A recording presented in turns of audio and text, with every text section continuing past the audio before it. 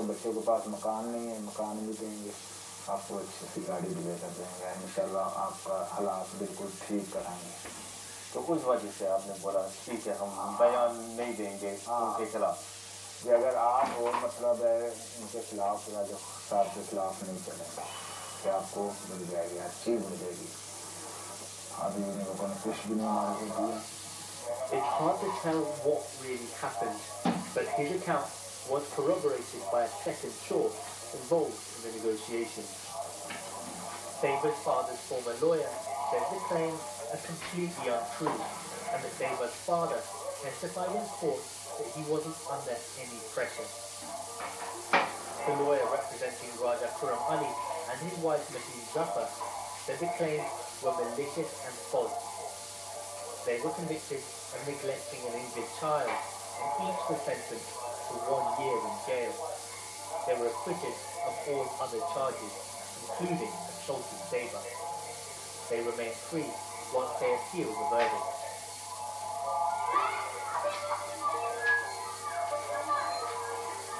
For Deva at least so, there's the chance of a happy ending. When she grows up, she wants to be a teacher, because she says children should be in school, not working.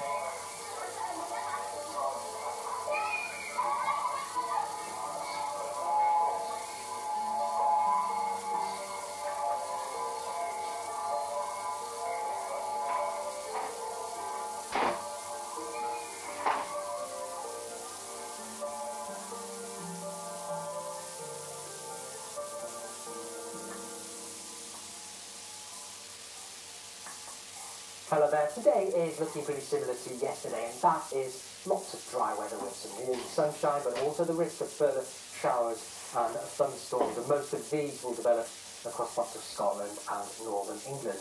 Now we're starting the morning off on a bit of a disappointingly cloudy one, I think, for some. Central, southern, eastern areas, but that strong sunshine will get going and burning that cloud back, so sunny spells developing widely, and as temperatures rise, we'll start to see the threat of some showers and thunderstorms again, namely central eastern Scotland, into northern England, maybe high ground of Wales and into the southwest of England, but elsewhere pretty warm with temperatures reaching 23 to 25 Celsius. And then during Sunday evening, those showers and thunderstorms begin to fizzle away, and most places will be dry again as we head through the course of the night. This is the pressure chart from Monday. High pressure still dominating the scene. Subtle changes, we've got more northerly winds beginning to build in now, and that could introduce a bit more clouds to parts of Scotland and then into Northern Ireland through the day. Much of England and Wales, though, should stay dry. Sunshine from the word go, in fact, and be pleasantly warm into the afternoon. But there is just a threat of a thunderstorm pushing into Channel Islands off the near continent. Those are temperatures ranging from the high teens in the north to the low to mid-20s further south. On into Tuesday then, we pick up more of a northerly breeze. I think across the board it will feel a little bit fresher. There will be more cloud around. But again, some holes appearing now to allow some sunny spells into the afternoon. But those temperatures are a bit lower, generally 16 to 20 Celsius. Into Wednesday then, we lose that northerly wind, start to pick up some southwesterlies, a ridge of high pressure, so most of us it's going to be another fine day with some good spells of sunshine. But changes taking place across the northwest of the UK. This is an area of low pressure which will bring increasing wind and outbreaks of rain to Northern Ireland and to western Scotland, something we haven't seen for a long time. As the jet stream begins to fire up and start to send areas of low pressure into our way. So from Thursday onwards, more unsettled, it could be wet and windy for a time across the northern parts of Wednesday, with that rain spreading across southwards and eastwards. So for the weekend, we're starting off with conditions being beautiful, while dry and warm, and then it turns unsettled midweek onwards with wind and rain, and also feel pressure. So finding some changes taking place in weather.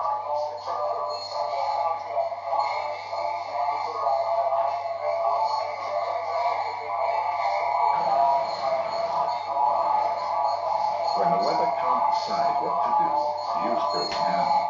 To know what's coming, check the BBC Weather app. Trump and Kim didn't like each other. He is a sick puppy. But they decided to meet and be friends. I may be in for a big surprise, folks. But then they fell out again. I've decided to terminate the planned summit. But now it's all back on. I'll be meeting with Kim Jong-un. The Trump-Kim summit, full coverage starts tomorrow, probably on the BBC News Channel.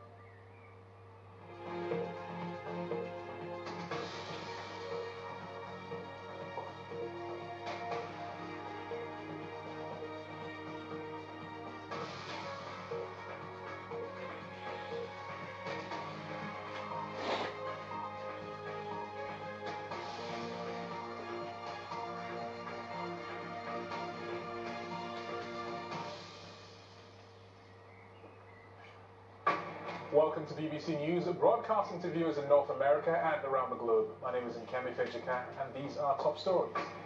The US president is now on his way to Singapore for a historic talk with North Korea's Kim Jong-un.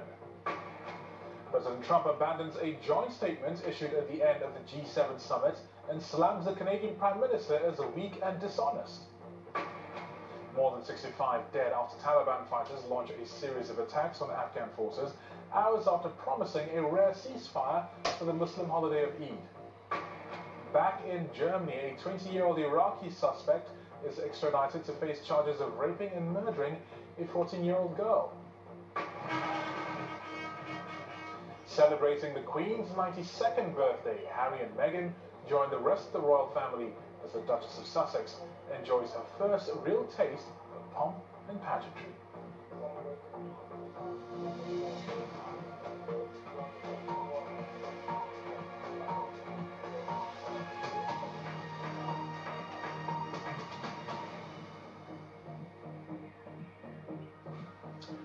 Hello and welcome to the program. President Trump has changed his mind about endorsing the joint communique which was issued after the G7 summit in Canada. In a tweet from on board Air Force One, Mr. Trump said that his decision was in response to comments made by the host, the Canadian Prime Minister Justin Trudeau, at a news conference. And this was after the US President had left Canada for Singapore. Mr. Trump said PM Trudeau acted so meek and mild during our G7 meetings, only to give a news conference after I left, saying that US tariffs were kind of insulting and I will not be pushed around. Very dishonest and weak. Our tariffs are in response to his of 270% on dairy. This was Justin Trudeau during his news conference after President Trump had departed from the summit.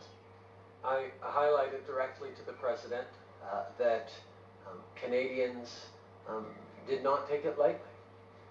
That the United States has moved forward with significant tariffs on our steel and aluminum industry, particularly did not take lightly the fact that it's based on a national security reason that for Canadians who either themselves or whose parents or community members have stood shoulder to shoulder with American soldiers in far-off lands and conflicts from the First World War onwards, that it's kind of insulting.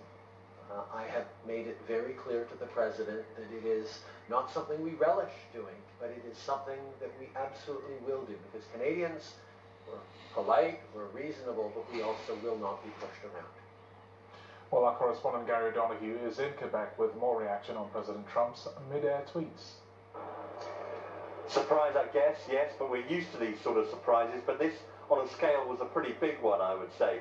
This time it had wrapped up. The organisers, the Canadians, thought they'd pulled the frying pan from the fire. They thought they'd done the unimaginable, and that's got all 7 countries to sign up to the same agreement. And then from tens of thousands of feet up and thousands of miles away, Donald Trump pulled the plug on America's concurrence in that agreement. The reason, of course, Justin Trudeau, the Canadian Prime Minister, during his final press conference, he again criticised those US tariffs on aluminium and steel. He said Canadians were polite and reasonable, but they wouldn't be pushed around, in his words. And when the President saw those comments, he ordered his representatives down here at the G7 to take America's name off that agreement. So we thought this was possible yesterday. We thought this could end in chaos. We thought the Canadians had done enough to keep everyone together on board. But now the President has pulled the rug from underneath the G7, and these allies are as divided as they ever were. So what actually happens?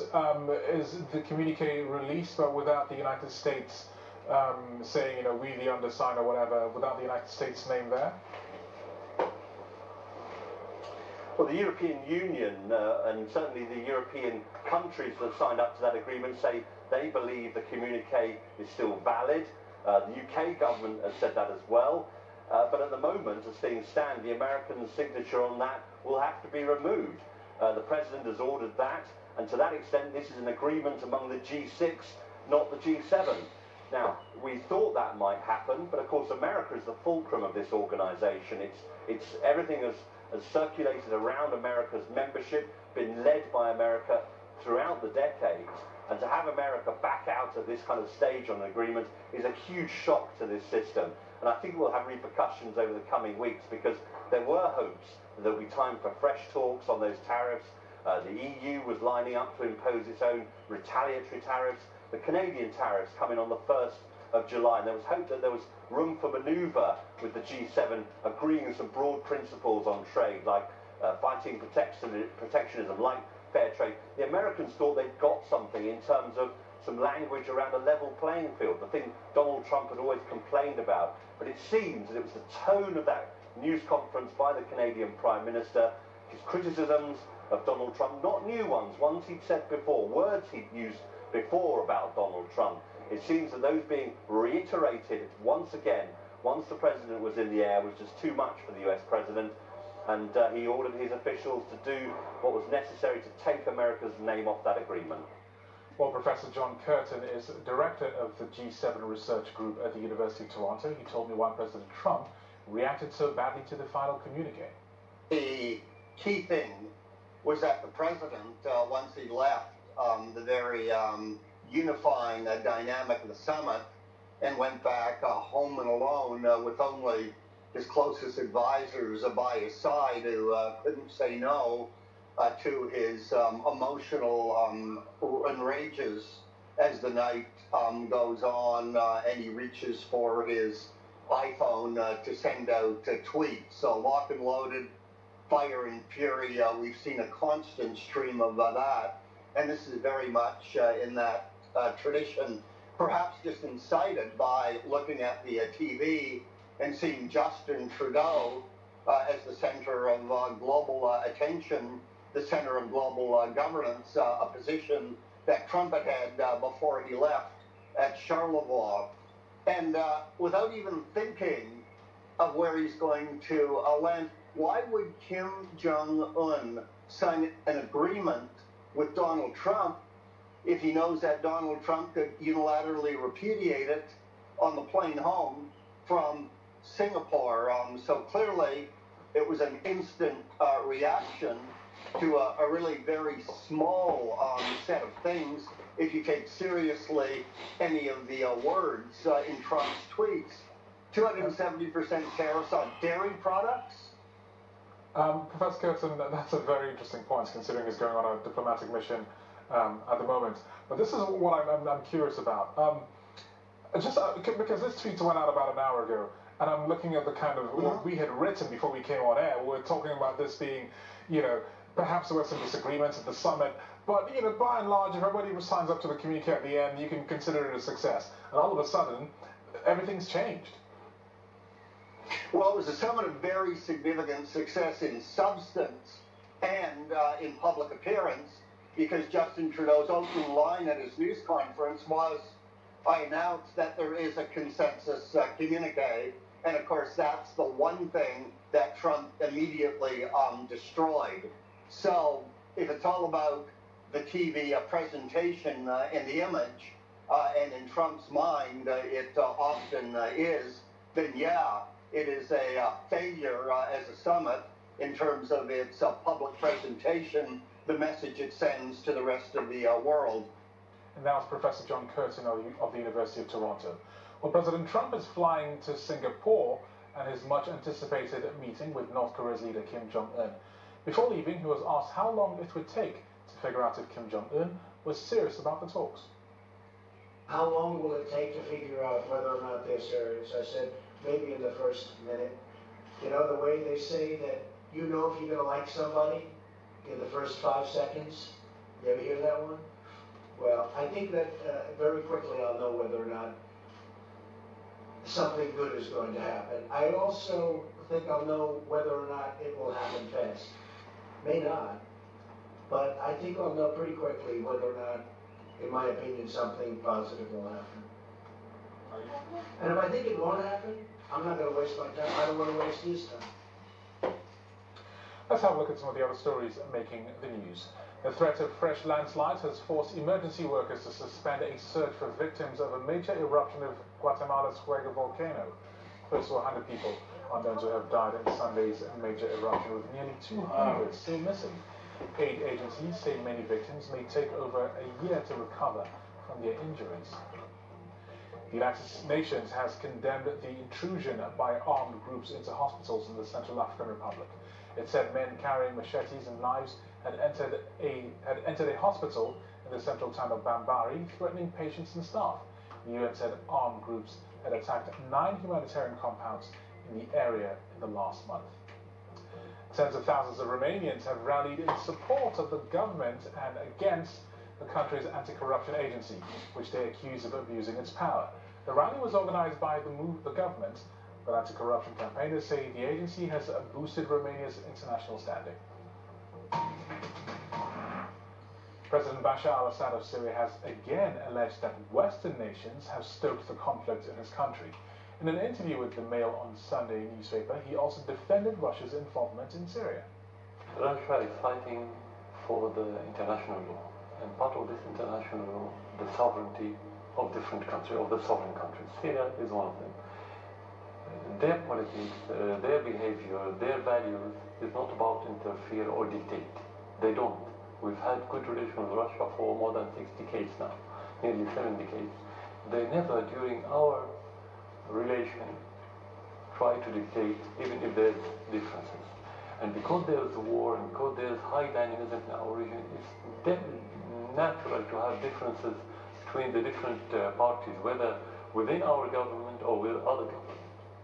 Russia, Syria, Iran, Russia, and within these governments, that's very natural. But at the end, the only decision about what's going on in Syria and what's going to happen is Syrian decision, mainly by the Syrian government. The Taliban has announced a 3-day ceasefire in Afghanistan during the festival of Eid at the end of next week. It's the first such move by the group since it was overthrown in 2001. The Afghan government, which has declared an 8-day truce, said it hoped it could lead to lasting peace. The Taliban's decision comes after a wave of attacks in which more than 60 members of the Afghan security forces were killed. Shoaib Sharifi reports from Kabul. It's a country that has been torn apart by war for many years. But the latest development could be a small step in the direction of peace, even if it is just a 3-day ceasefire. A senior official in the Afghan government told the BBC he thinks it's very significant. We welcome this decision taken by the Taliban about the ceasefire. We're hoping that we can use this opportunity for a longer ceasefire and then pave the way for long-term peace in Afghanistan. Here on the streets of Afghanistan, there's an uneasy calm as the country wakes up to the news of coordinated attacks by the Taliban. Reacting to the offer, some young Afghans are cautiously optimistic. We are very happy that the fighting with the Taliban could stop. We are very tired of war and we don't want to see any more bloodshed in our country. We shouldn't be happy about a ceasefire that lasts only 3 days. It is not sufficient and our president shouldn't be happy about it. We should aim for sustainable peace throughout the country. In Washington, the State Department said the US forces and coalition partners in Afghanistan would honor the ceasefire put on the table by fighters like these. The peace offer doesn't apply to the 15,000 foreign forces still stationed in the country. Shoaib Sharifi, BBC News, Kabul. Stay with us on BBC World News because still to come, how the newest member of the British royal family, the Duchess of Sussex, helped the Queen celebrate her official birthday.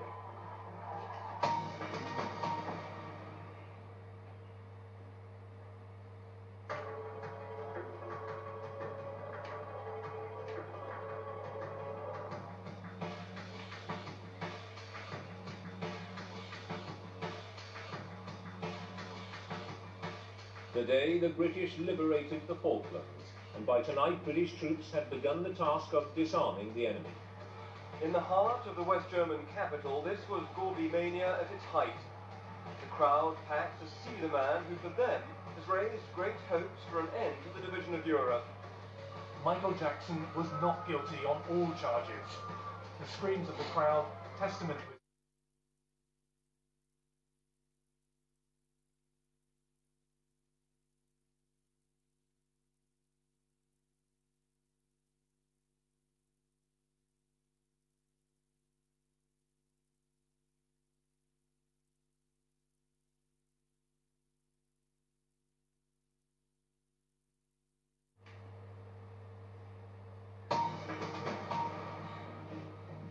This is BBC News and these are the latest headlines. President Trump abandons a joint statement issued at the end of the G7 summit and slams the Canadian Prime Minister as weak and dishonest. President Trump is now traveling to Singapore for a meeting with the North Korean leader Kim Jong-un, due to happen on Tuesday. Well, staying with that story, and both leaders are expected to bring large delegations with them, and Singapore says it will foot the bill for the summit's security. Karishma Vaswani takes a look at the price of world peace. This is why most tourists come to Singapore's resort island of Sentosa.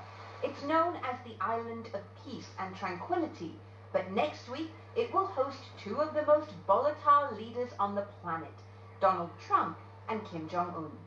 This is where the summit's going to be held. You can see why this hotel has been chosen as the venue. It's sealed off, isolated, and tucked away from the rest of the island. The perfect spot for the summit of the century. But at $500 a night, it's not cheap. And this is just for the summit venue. Imagine the total bill. And then there's the media madness. 2,500 journalists descending on Singapore for the event. American television networks are flying out dozens of staff to cover it. We'll be filing for all of our platforms. It will be CBSN, which is our digital platform, our morning show, CBS This Morning, and anything that we will be filing for. It will be quite busy for us. It's a logistical nightmare.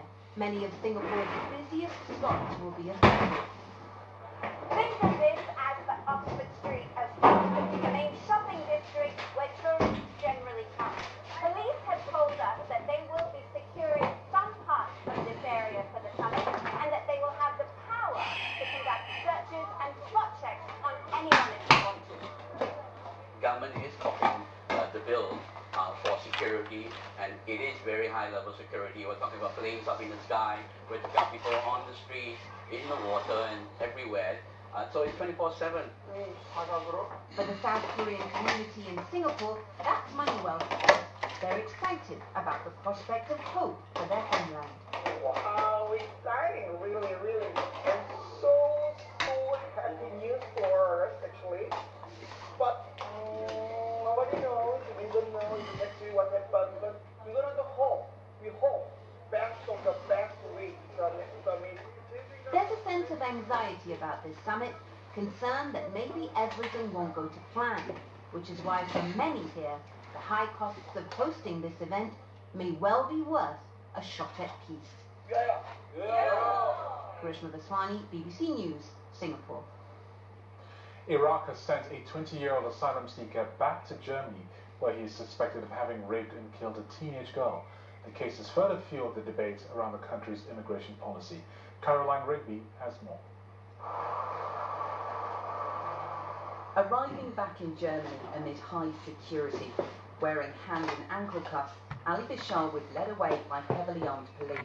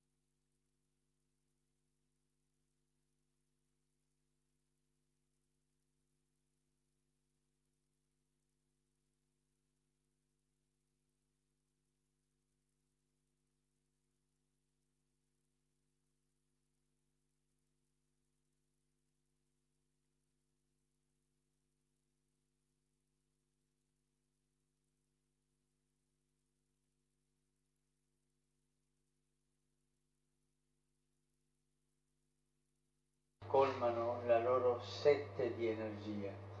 Purtroppo, often, sad to say, with grave disparities. It is not right to sate that thirst by adding to other people's physical thirst for water, their poverty, or their social exclusion. At the closed-door session in the Vatican, Pope Francis said oil and gas companies were developing more careful approaches to assessing climate risk.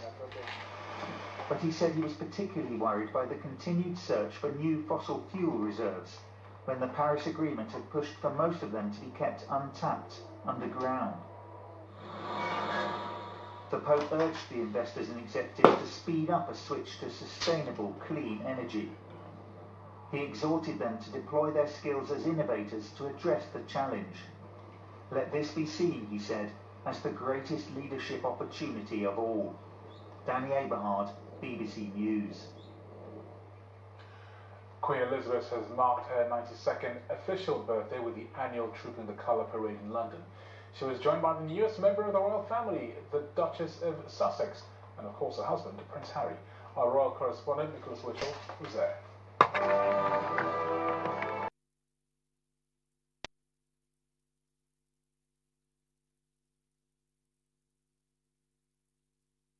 In bright sunshine, this time as part of the Queen's birthday parade, Trooping the Colour as it's better known. With the Duke of Edinburgh's retirement, the Queen rode in a carriage alone to Horse Guards Parade and the annual demonstration of parade ground precision by the 5 regiments of Foot Guards. Many eye on the parade ground.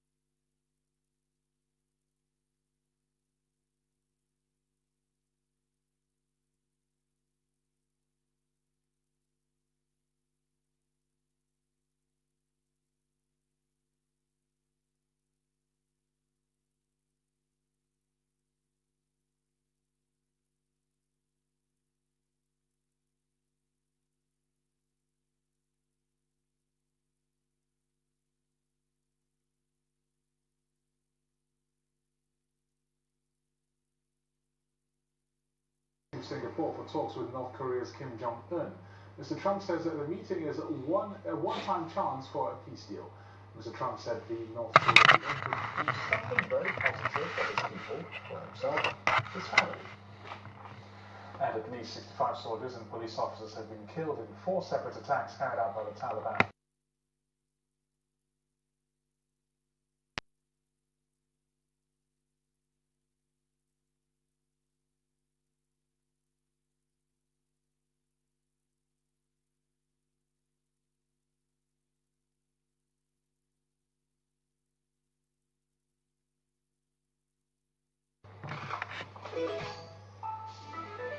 This week, technology meets football, robo-keepers, robo-kickers, and football fails.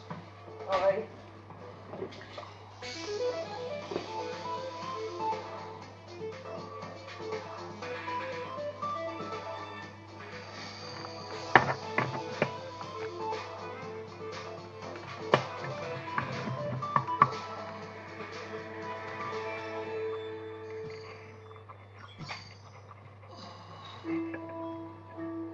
Can intelligence be created artificially using silicon? Or will organic living material like the human brain forever be the only way to support such powerful processes? It's a question that we often explore here on Click. AI researchers around the world insist that so-called in silico intelligence is already showing that it will beat its organic rival. But to them, I have one thing to say. Pull the octopus. Because during the 2010 World Cup, this animal oracle put this argument firmly and decisively to rest. Paul's organic brain correctly predicted the results to 8 World Cup games in a row. An extraordinary feat. It brought him worldwide fame and something no artificial intelligence could hope to match. Sadly, Paul then demonstrated the problems with organically housed intelligence and died a few months later, taking his incredible soothsaying gift with him and leaving only this memorial to his remarkable talent. But now, as the World Cup 2018 gets underway this week, one thing you don't have to be an octopus to predict is the fact that the world is once again about to go football crazy. Yes, as nations around the world shut down and the next Paul the Octopus is waiting to be discovered, we thought we'd take a look at some of the tech behind the beautiful game. And we start with the ball. Every single tournament they unleash a brand new model of these things. Oh, it's just a ball, right? Well, no. You see, an awful lot of work goes into the design and manufacture of these things. And we sent Kat Hawkins to have a look. The new Adidas Telstar 18. I wanted to find out what went into the design behind this. So I come to Loughborough University to find out.